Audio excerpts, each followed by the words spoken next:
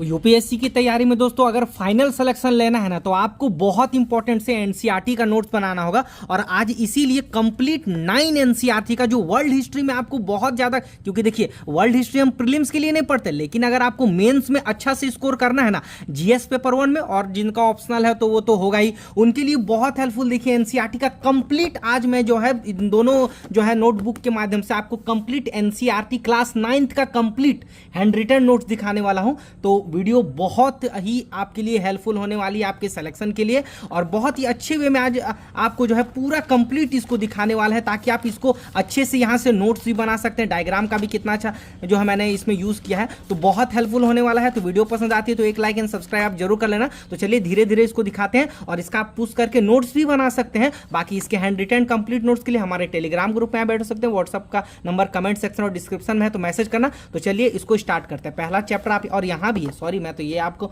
दिखाया ही नहीं, यहाँ से भी देखिए कितना अच्छा अच्छा क्लास 9 का कंप्लीट नोट्स यहाँ पर आपके लिए बना दिया, तो सारा कुछ दिखाने वाले हैं। तो चलिए पहले चैप्टर 1 से स्टार्ट करते हैं। तो चैप्टर 1 आपका फ्रांसीसी क्रांति है, यहाँ से आप इसको करके देख लीजिए, ठीक है। और वीडियो को आप पुश करके भी देख सकते हैं, इसका नोट्स भी बना सकते हैं। मेंस के लिए इंपॉर्टेंट है फ्रांसीसी क्रांति के महत्वपूर्ण टॉपिक, जैसे 18वीं सदी में कैसे स्टार्ट हुआ, क्रांति की शुरुआत, फ्रांसीसी संवैधानिक राजतंत्र ये कैसा था, राजतंत्र का उन्मूलन और गणतंत्र की स्थापना कैसे हुई, महिलाओं और दास प्रथा को कितना अच्छा लिख दिया। तो यही सब ना आपको पूछा जाता है मेंस में। फिर यहाँ पर 1889 में फ्रांस की क्रांति, तो सारा कुछ यहाँ से देख सकते हैं। बाकी एक एक करके मैं पेज पलटता रहूंगा, आप उसका नोट्स बना लीजिएगा, और पीडीएफ के लिए हमारे टेलीग्राम ग्रुप में ऐड हो जाइएगा। तो ये आपने देख लिया। फिर यहाँ से आप देखिए फ्रांस की क्रांति के कारण को कितना अच्छा से यहाँ लिखा है, इसको भी लिख सकते हैं। मुद्रा, फ्रांस की मुद्रा की 1794 में जो समाप्त हो गई थी, उसके बाद क्रांति पे इसका क्या असर हुआ था, तो ये सब ना बहुत इंपॉर्टेंट होता है। लुई 16वां के बारे में, आयोग शासन लगभग 12, बहुत अच्छा लिख दिया। फिर यहाँ पर देखते हैं सुधारकों और विचारकों का महत्वपूर्ण, तो एक एक करके इसको आप देखते रहिए। बाकी चलिए इसको हम ये देखिए कितना इंपॉर्टेंट है। सामाजिक कार्य, जैसे फ्रांसीसी समाज 3 वर्गों में से प्रथम स्टेट, द्वितीय स्टेट, तृतीय स्टेट, तो वर्ल्ड हिस्ट्री बहुत ज़्यादा इंपॉर्टेंट होता है आपके यूपीएससी के प्रिपरेशन में। तो आप इसको जरूर नोट्स बनाइए, और मुझे नहीं लगता है कि अब आपको एनसीईआरटी के लिए उतना भटकना पड़ेगा कि यार कैसे नोट्स बनाए, क्या करे, कैसे रिविजन करें। वर्ल्ड हिस्ट्री में तो बहुत कन्फ्यूजन होता है, इंडियन हिस्ट्री का तो चलो फिर भी बना लेते हैं, ठीक है। तो आप इसको अच्छे से नोट्स बनाना, और रिविजन आप इससे करना। टाइल और टाइद और टाइल में जो है क्या अंतर था, इसको भी लिख दिया है मैंने, कर वगैरह को, तो आप इसको देखते रहिए।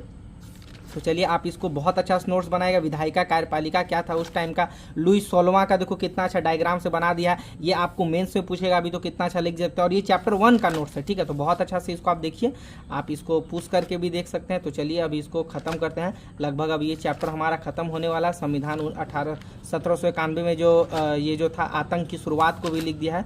तो महिलाओं की भी क्रांति में क्या सहयोग था फ्रांसीसी क्रांति में, तो ये भी पूछा जाता है, तो इसका भी नोट्स बने। दास प्रथा का उन्मूलन कैसे हुआ, तो देखो जैकोबिन हो गया, 18वीं सदी नेपोलियन दास प्रथा शुरू, ये सब कितना अच्छा यहाँ से लिख दिया। नेपोलियन बोनापार्ट के बारे में देखो, मतलब इससे अच्छा मुझे नहीं लगता कि आप अच्छा मेंस के लिए रिवीजन कर सकते हैं, और आपकी जो है तैयारी के लिए भी, ठीक है। बाकी स्टेट पीसीएस के लिए भी ये बहुत हेल्पफुल होने वाला है, और मैं क्लियर दिखा रहा हूँ, ठीक है।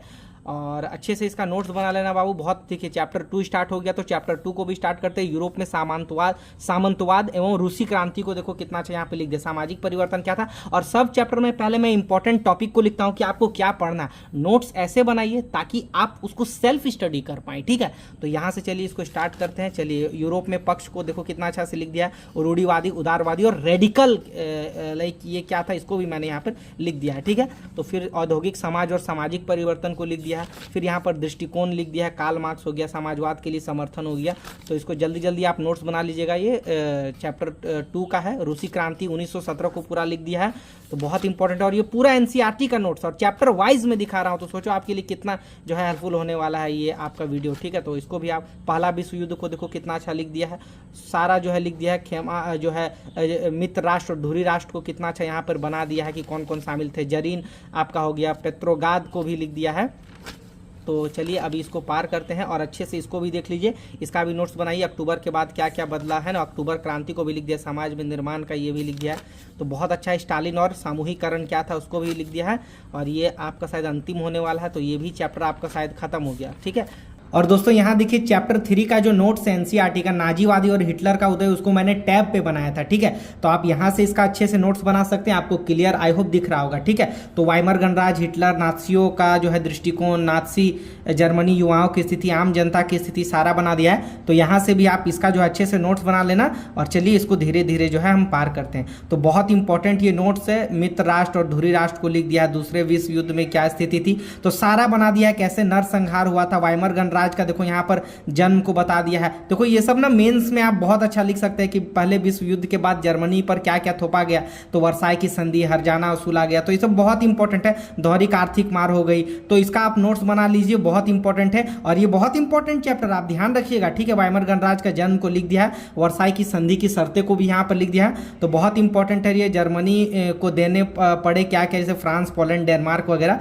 युद्ध का असर को लिख दिया है, वाइमर गणराज्य का जन्म को लिख दिया है, वो तो मैंने पहले ही बता दिया। राजनीतिक रेडिकल आमूल परिवर्तन तथा आर्थिक संकट, बहुत इंपॉर्टेंट, और मेहनत लगा ये सब नोट्स बनाने में दोस्तों, तो जरूर आप सब्सक्राइब कर लीजिएगा चैनल को, ठीक है। क्योंकि आज मैं ना पूरा कंप्लीट 9 का हिस्ट्री खत्म कर रहा हूं, कुछ मिनट में आपको रिवीजन करा रहा हूं खत्म करके।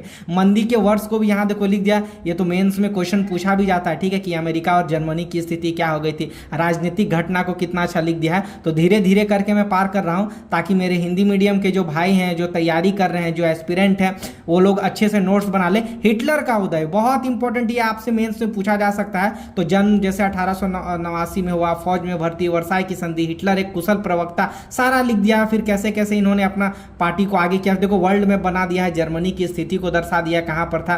फिर यहां पर नीचे जो है पुनर्जागरण कैसे किया, जो है हजलमार्ज को जो है अपना अर्थशास्त्री नियुक्त करता है हिटलर। फिर आगे जो है ऑस्ट्रेलिया को जर्मनी में कैसे मिलाया जाता है, तो बहुत इंपॉर्टेंट, ये इंपॉर्टेंट होने वाला है। तो आप धीरे धीरे करके इसका भी नोट्स बनाइए। और लास्ट में 1942 का वर्ल्ड मैप कितने गुटों में बढ़ गया था, यूरोप जैसे जर्मनी, स्लोवेनिया, तो ये सब भी आप देख सकते हैं। पहला जो आपने देखा था बहुत इंपॉर्टेंट, नात्सियों का विश्व दृष्टिकोण को देखो कितना अच्छा लिख दिया है, तो इसका भी आप नोट्स बना लेना, मेंस के लिए बहुत ज्यादा इंपॉर्टेंट है। तो धीरे धीरे करके आप इसका बनाइए। और नस्लीवादी कैसा ये जो था, और धीरे धीरे चलिए करके इसका न्यूरमबर्ग की नागरिक एकता में क्या क्या था, सारा कुछ है। दूसरा चरण हुआ, और कुछ महत्वपूर्ण इंपॉर्टेंट, जैसे 1 अगस्त 1947 को पहला विश्व युद्ध हुआ, 9 नवंबर 1918 को जर्मनी ने घुटने टेक दिए, 9 नवंबर फिर वाइमर गणराज्य की स्थापना। तो शॉर्ट रिवीजन इसको भी कर सकते हैं, हो सकता है ये प्री में, या तो आप इसको मेंस में भी लिख सकते हैं। तो ये बहुत इंपॉर्टेंट था, जो मैंने आपको कंप्लीट जो है ये चैप्टर 3 मैंने आपको जो है वो आपको दिखा दिया। बाकी चैप्टर 4 और 5 की ओर बढ़ते हैं, तो 2 ही चैप्टर बाकी बचा है, और इसके साथ इस जो है पूरे एनसीईआरटी को जो है हम लोग खत्म भी कर लेंगे। तो चलिए अभी जो है स्टार्ट करते हैं। उसके बाद आप इस नोटबुक में देख सकते हैं लास्ट के जो है 4 चैप्टर और 5 चैप्टर को कंप्लीट करके पूरा 9 का एनसीईआरटी खत्म कर देंगे।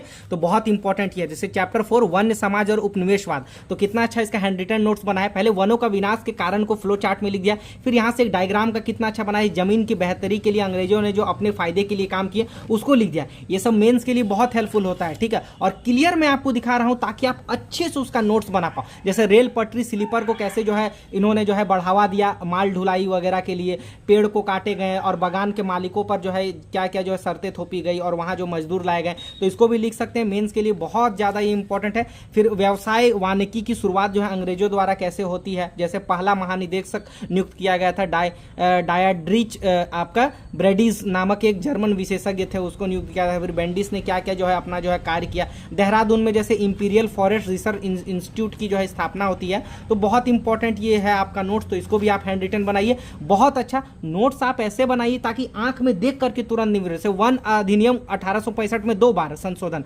1878 1927 में। उसके बाद क्या हुआ, आरक्षित वन, सुरक्षित वन, ग्रामीण वन आ गया। आरक्षित वन जैसे इसका पर जो है उपयोग पर इसके प्रतिबंध लग गए, और वनों जैसे लकड़ी ले सकते थे लेकिन परमिशन से। फिर यहाँ पर लोगों का जीवन कैसे प्रभावित हुआ उसको भी लिख दिया, तो इसको भी आप हैंड रिटन नोट्स बना सकते हैं, है ना।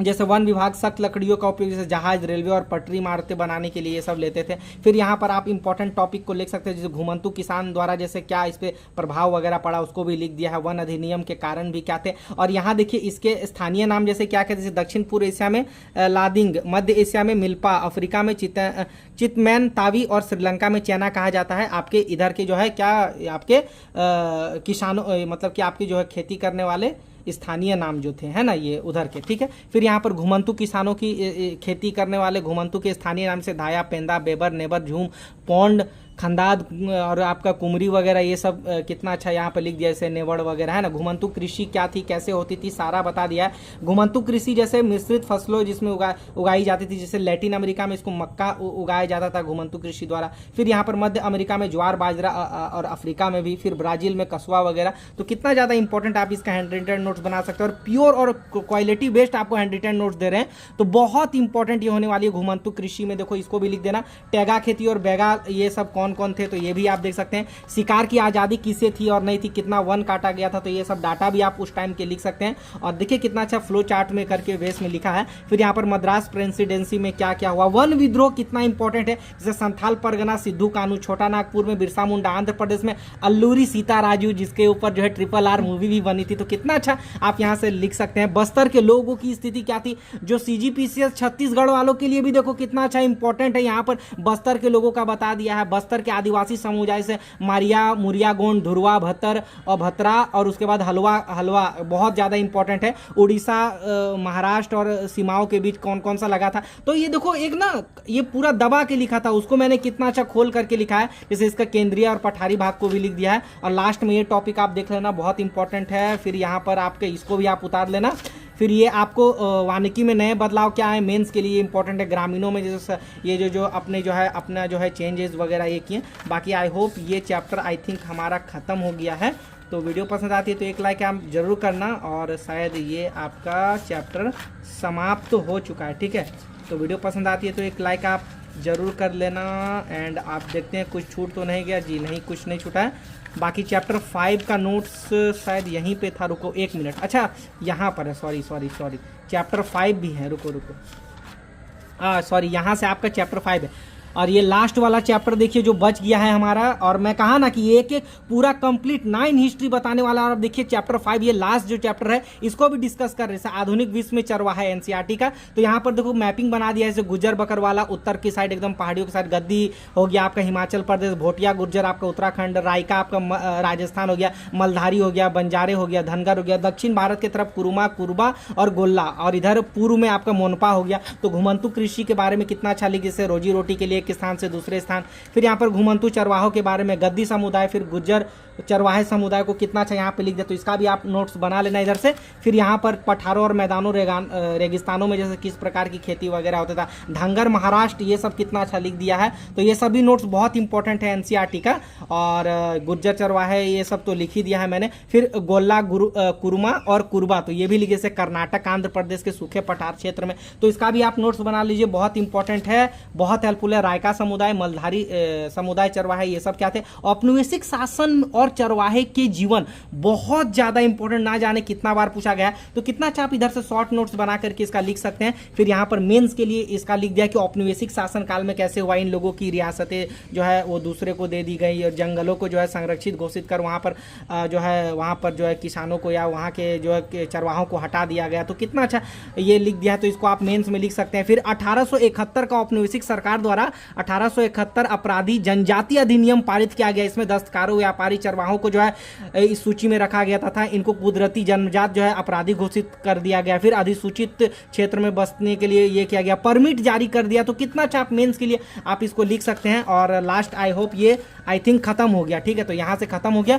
बाकी इधर से आपका यूरोप में राष्ट्रवाद क्लास 9 का ये 10 का स्टार्ट हो गया, तो 10 वाला भी कंप्लीट लेकर के आएंगे। आप वीडियो में बने रहना, और वीडियो पसंद आती है तो एक लाइक एंड सब्सक्राइब जरूर करना। ये बहुत ज्यादा, ये तो और भी ज्यादा इंपॉर्टेंट है, कितना अच्छा इसको लिखा है, ठीक है।